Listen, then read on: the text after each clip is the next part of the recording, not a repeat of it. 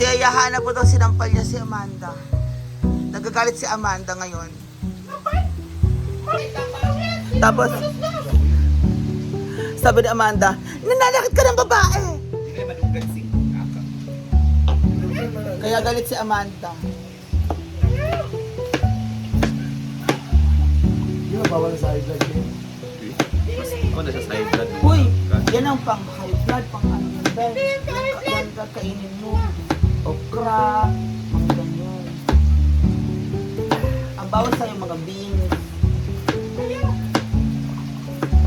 Pero actually, hindi naman daw bawal. Lang. Ako? Si Ayahana daw.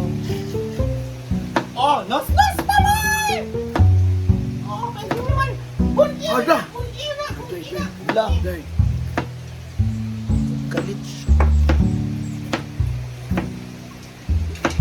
Nos-nos naman! Ayan. Labay ito yung mga products! Kaya guys, abangan ang lulutuin. Pangisi mo, mga nos-nos. May asin na yan. Nilagyan na yan ni Amanda ng asin para pampaalis ng bitterness. Why? There you go. So, Ardel wants to cook it sa ampalaya.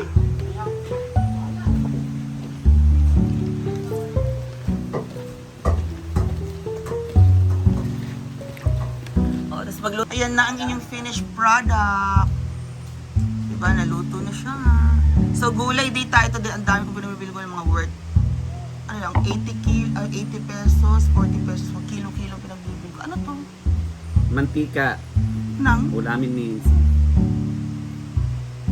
Para. Bye guys. So, diba, maggulay kayo everyday. July. Tikman na natin. Yan. Sarap. Hindi ko masyadong niluluto talaga.